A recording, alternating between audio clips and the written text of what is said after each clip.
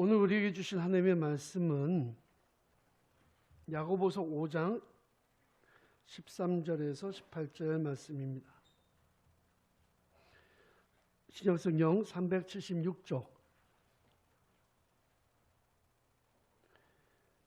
제가 받들어 있습니다. 13절에서 18절. 너희 중에 고난당하는 자가 있느냐? 그는 기도할 것이요 즐거워하는 자가 있느냐? 그는 찬송할지니라. 너희 중에 병든 자가 있느냐? 그는 교회 장로들을 청할 것이요 그들은 주의 이름으로 기름을 바르며 그들을 위하여 기도할지니라. 믿음의 기도는 병든 자를 구원하리니 주께서 그를 일으키시리라. 혹시 죄를 범하였을지라도 사하심을 받으리라. 그러면 너희 죄를 서로 고백하며 병이 낫기를 위하여 서로 기도하라. 의인의 간구는 역사하는 힘이 크민이라.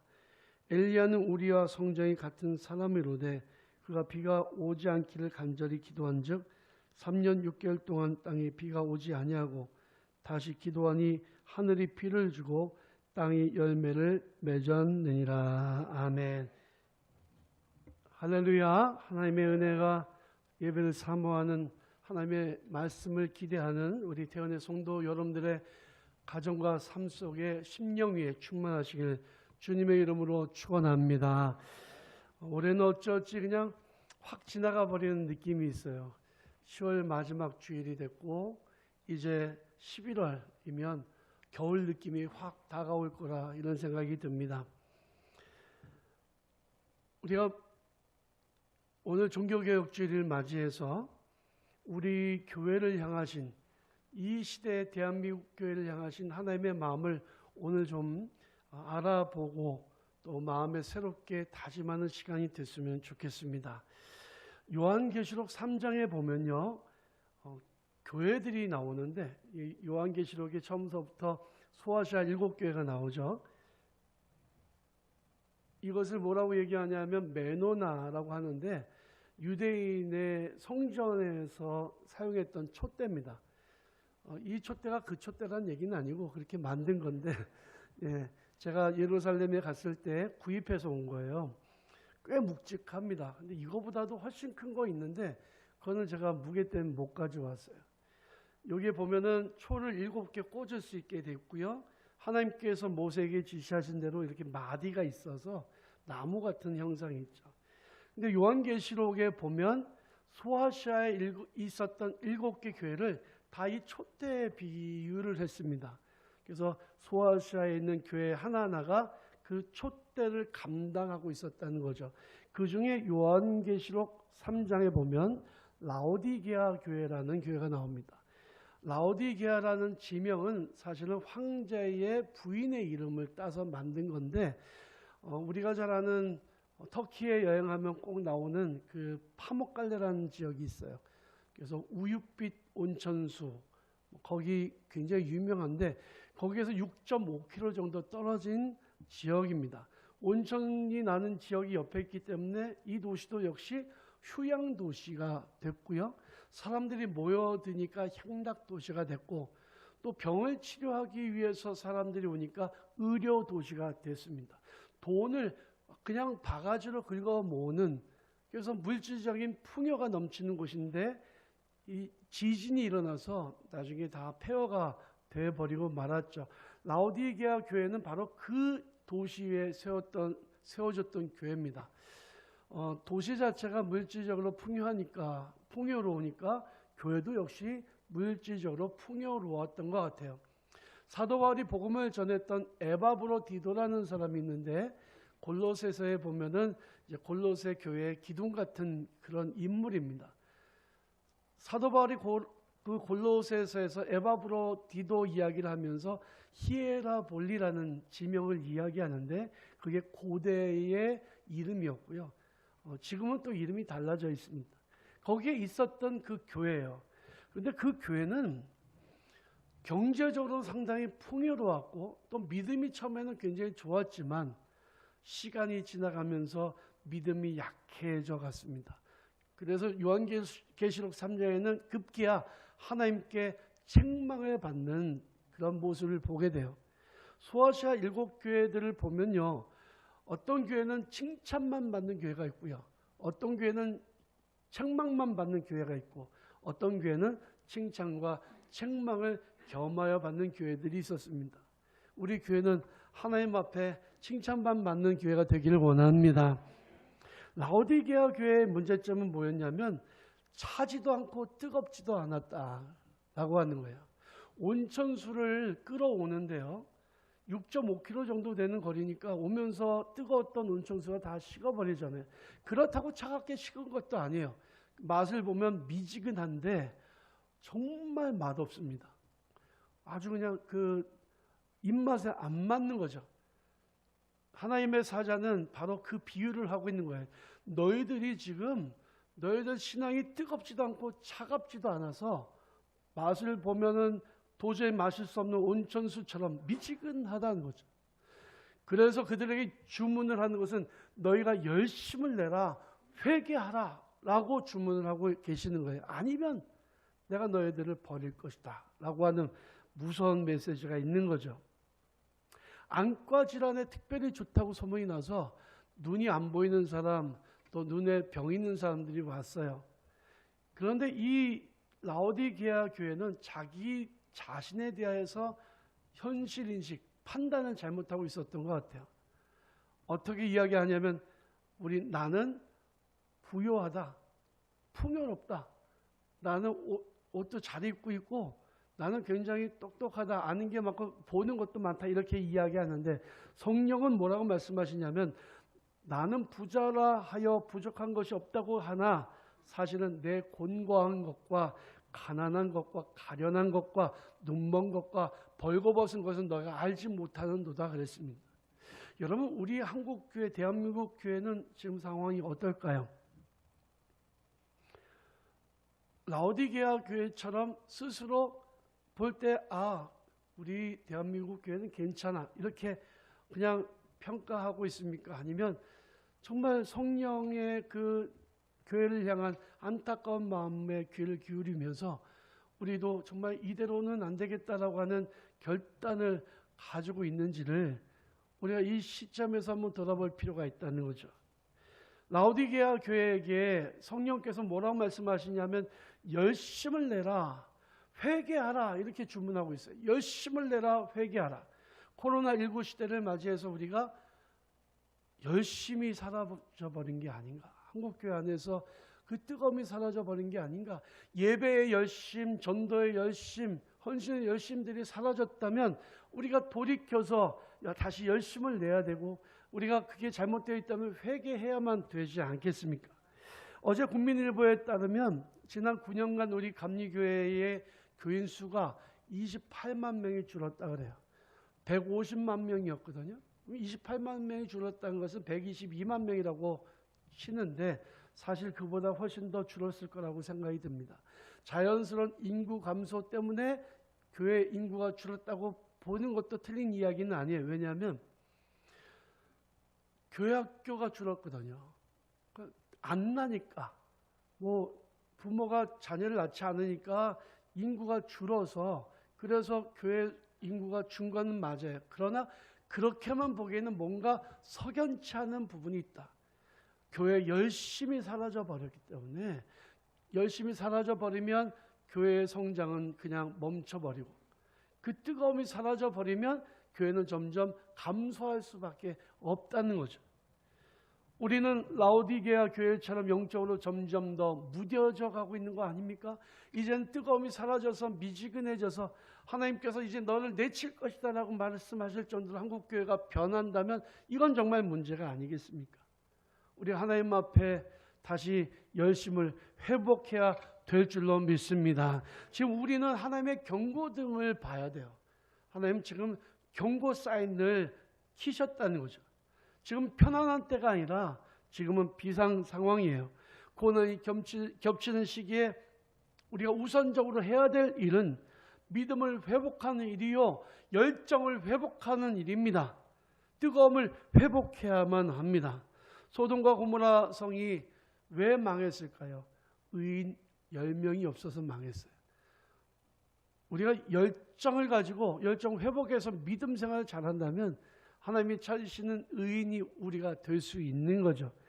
하나님을 향한 열정이 있는 사람, 하나님을 뜨겁게 사랑하는 사람, 그래 사랑하기 때문에 하나님을 위해서 헌신하는 사람, 목숨까지도 걸 수 있는 그 사람을 성경은 의인이라고 말하고 있는 겁니다. 하나님 의인에게 복을 주신다고 했습니다. 그 의인을 통해서 영광을 받으신다고 했어요. 시편 92편에 보면 의인은 종려나무처럼 번성하며 백향목같이 성장하리로다 그랬습니다. 이는 여호와의 집에 심겼음이며 우리 하나님의 뜰 안에서 번성하리로다. 우리가 살고 있는 이 시대에는요, 하나님이 쓰시는 의인이 필요한데, 저와 여러분들이 하나님이 찾으시는 의인, 하나님 앞에 그렇게 귀하게 쓰임받는 의인들이 되시기를 주님의 이름으로 축원합니다. 그렇다면 의인은 어떤 일을 하는 사람들일까요? 누구일까요? 첫 번째로는 기도의 사람입니다. 의인이라고 한다면 기도해야 돼요. 여러분, 우리가 기도를 배웁니다마는 언제 기도해야 되느냐? 데살로니가전서 5장에 보면 항상 기뻐하라, 쉬지 말고 기도하라. 쉬지 말고 기도해야 됩니다. 기도는 끊어지면 연속적으로 계속 기도해야 됩니다. 그 다음에 또 예수님께서 제자들에게 말씀하셨어요. 너희가 시험에 들지 않게 깨어있어 기도하라. 그러니까 늘 깰 수는 없죠. 그러나 잠에서 깨자마자 새벽 기도 나오는 거 굉장히 중요한 일입니다. 하루 종일 살아가면서 기도 계속 해야지 생각하는데 손님이 계속 오거나 전화가 계속 오거나 일이 많아지면 기도하기 참 어려워요. 잠자기 전에 잠깐 기도하고 자는 거 이것조차도 힘들 수도 있습니다.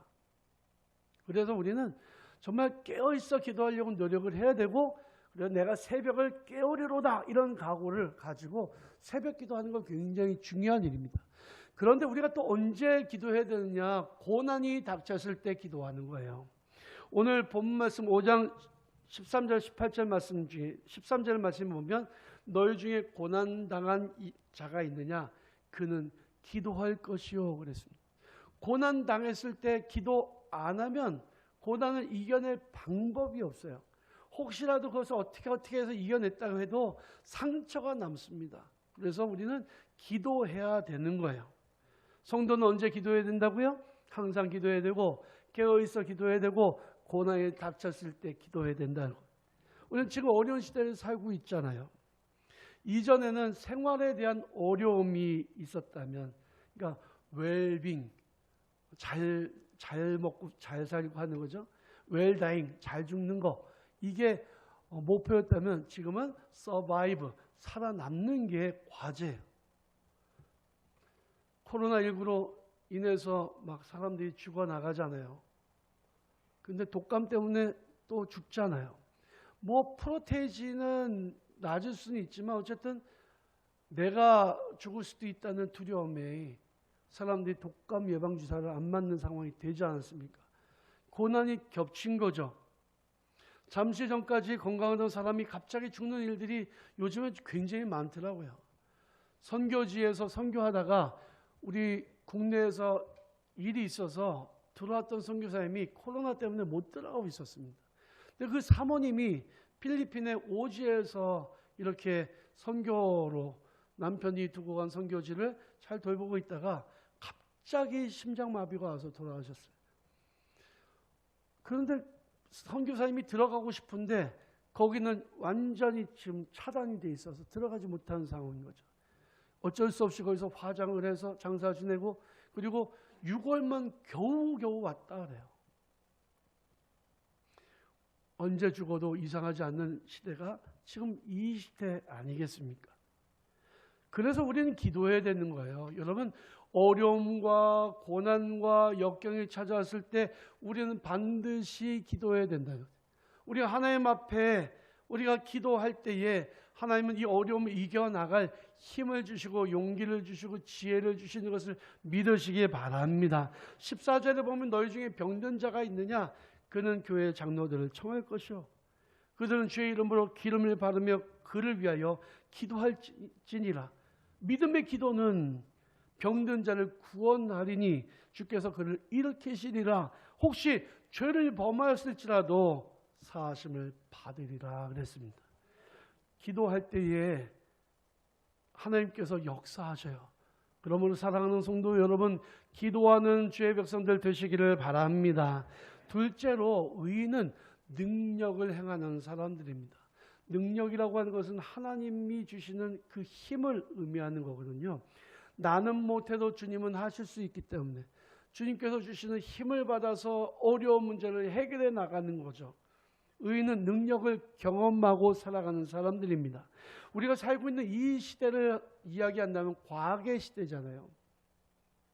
과학의 힘이 사람들의 생각을 강력하게 지배하고 있습니다.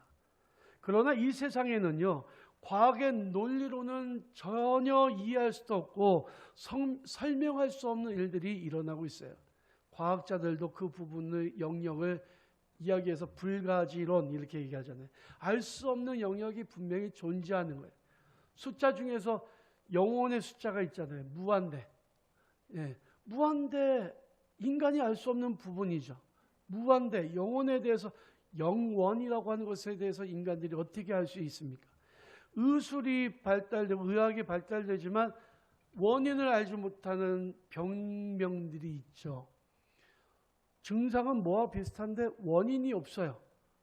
그래서 우리는 그걸 뭐라고 이야기합니까?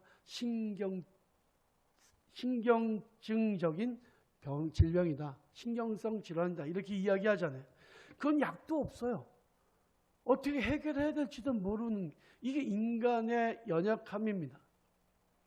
성경에 수 없는 기적이 기록되어 있는데 과학자들은 합리적이지 않으니까 그런 일들이 어떻게 일어날 수 있냐고 생각하니까 뭐라고 얘기하냐면 신화다라고 얘기해요. 성경에 기록된 일들은 사실이 아니라 신화를 기록한 것이다라고 말한다는 거죠. 그러나 실제로 지금도 그런 기적들이 일어나고 있습니다. 하나님은 과거에도 능력이 무한하셨고